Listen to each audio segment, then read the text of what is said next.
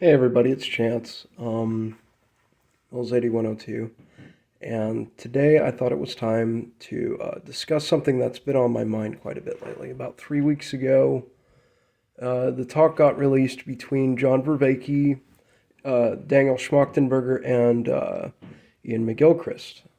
And I saw those three names on the same video, and I'm like, oh wow, what a treat. And it did not disappoint. It was an incredible discussion. It was like 3.5 hours long. Anything less would have been a crime.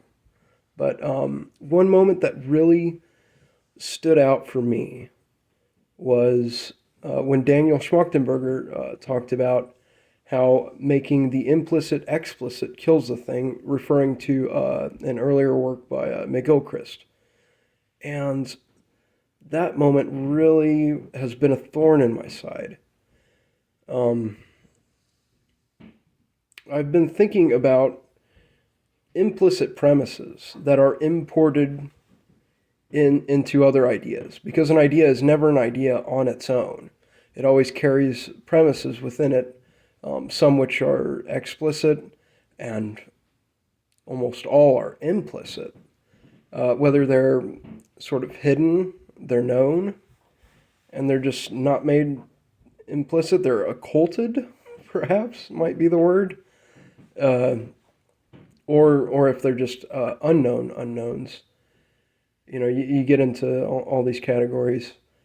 There are hidden premises, and I think these always need to be examined when it comes to ideas. I think the implicit needs to be made explicit in these instances.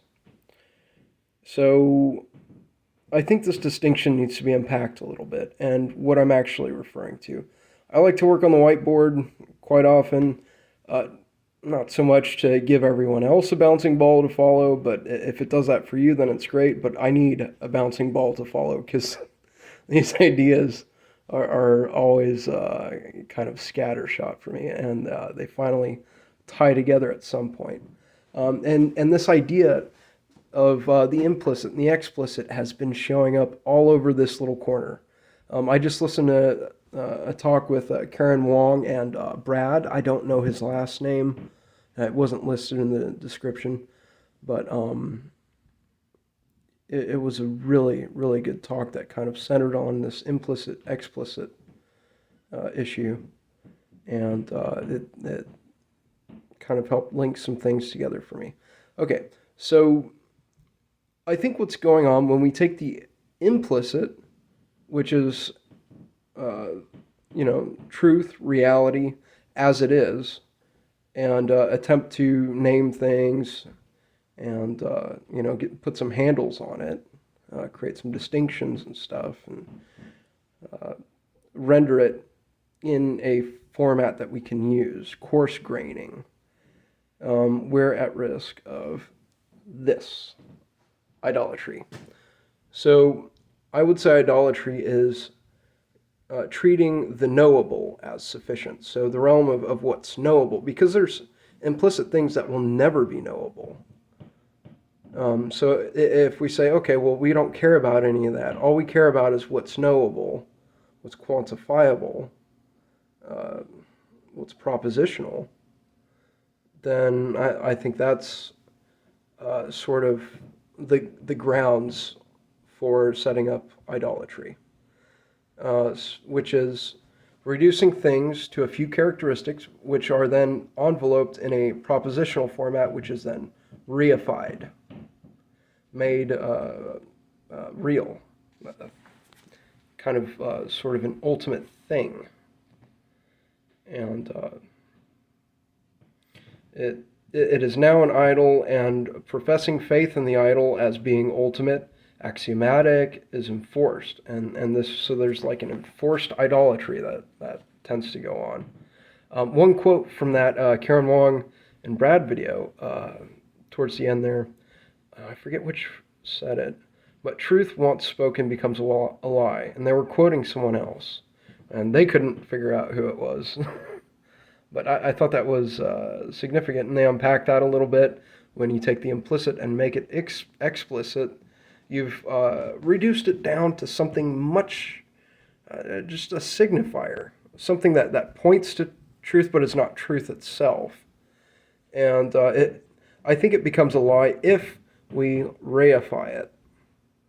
If we understand that it is insufficient, that it's only a sign pointing to something, then maybe it's not a lie.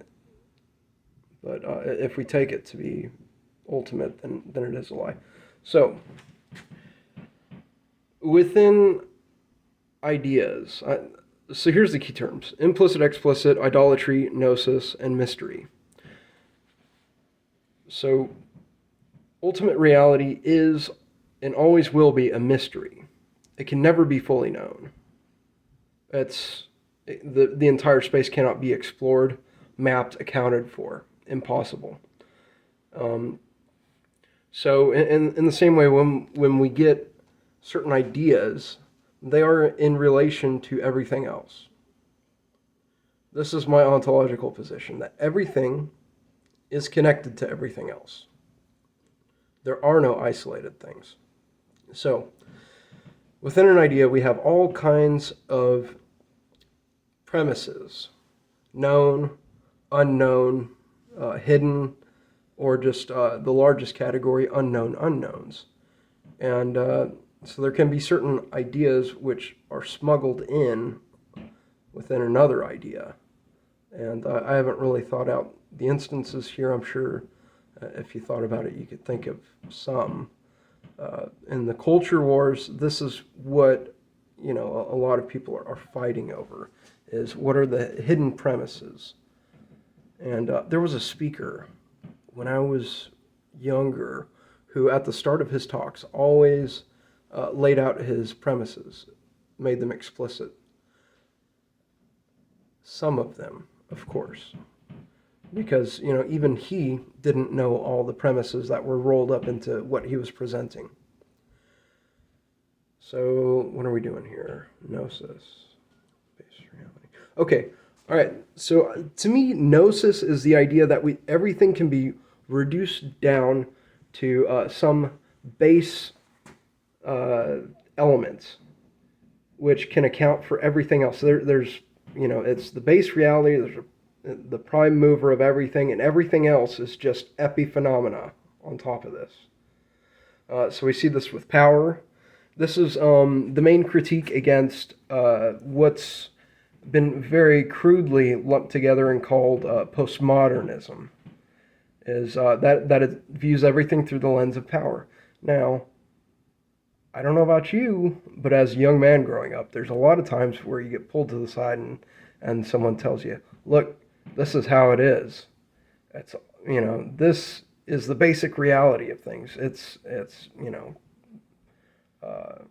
power at the end of the day, or money, or whatever, and this is how it rules the world. There's the film Network, the boardroom scene where he gets pulled in and he says, it's all about money. It's about the economy, and no matter where you go in the world, there are no nations, there are no ethnicities, nothing. There's just a network of people and money, and that's it. That's base reality, and everything else is an epiphenomenon. So now what we have here is a false axiom. This is, idolatry gone haywire. We're going to organize the entire world. We're going to organize people's lives, and you better adhere to it or suffer the consequences. So reading William James, he offers an analysis of religion. So I'm going to pause and grab that text. So here's the text. And I'll start at, "It is but the elimination of the humanly unfit, and the survival of the humanly fittest applied to religious beliefs." So he's bringing in Darwinism. He's examining religion through the lens of Darwinism. And if we look at history candidly and without prejudice, we have to admit that no religion has ever in the long run established or proved itself in any other way. Religions have approved themselves. They have ministered to sundry vital needs which they found reigning. So now we have some market principles coming into his analysis of religion. When they violated other needs too strongly, or when other faiths came in which served the same needs better, the first religions were supplanted. So here we have Darwinism and sort of a market lens evaluating the sort of line of different religions throughout time. So basically what James was offering there, and this is not representative of his entire corpus of works or what it all culminates to, but if we stop there and we go, aha, now he's shown what's really the base reality, what's the prime mover upon which everything else builds and is mere epiphenomena of. It's sort of Darwinism and market forces and selection mechanisms. So another one of these idols, these false axioms that represent themselves as fully explaining everything and exhausting. Exhausting what? Causation? Causal explanations, I guess? And it's placing instantial manifestations over the latent. What is latent? It is what's there within greater reality, which may not be manifest, but it's there. And I think this is an instrumentalizing approach to reality. It's wielding control by creating idols, shadows on the cave wall, importing premises, instrumentalizing communication using...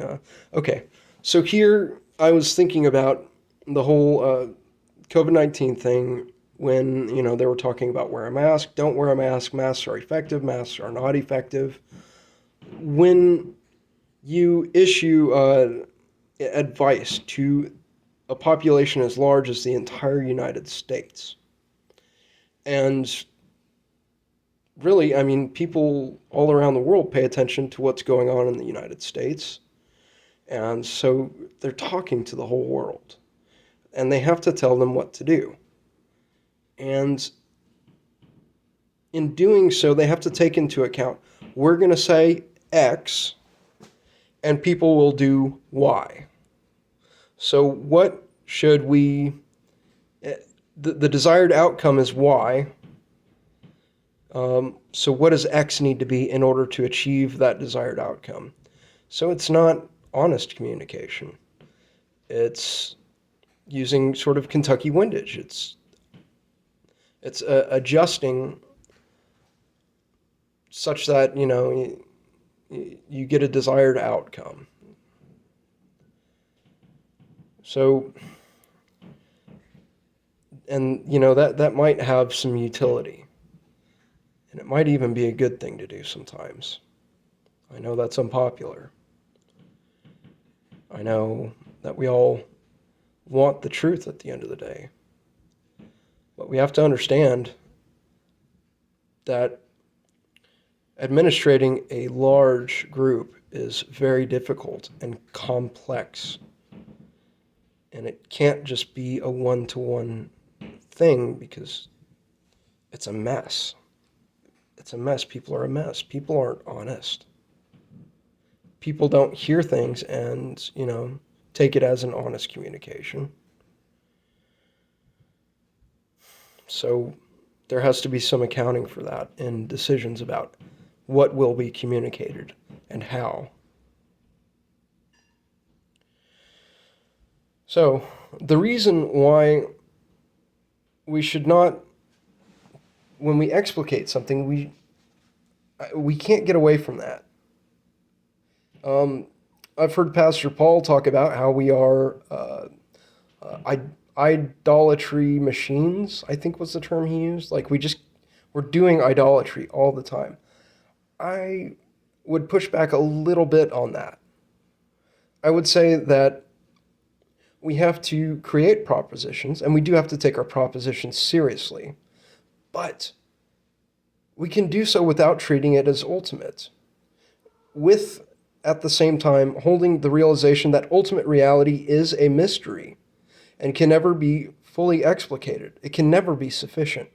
Words, ideas, anything that we can sort of get ourselves around will never be sufficient. And we should understand that there are things that should be left implicit, because if we make them explicit, then people will make an idol of them. And so there are things that we should never, ever, ever, even with this understanding in ourselves, communicate to others in an explicit way. And and the attempts to do so may always result in idolatry for someone somewhere. Someone's going to hear it and reify it and make an idol of this thing. And that is leading us away from truth. So those are my thoughts on the implicit versus the explicit. Thank you.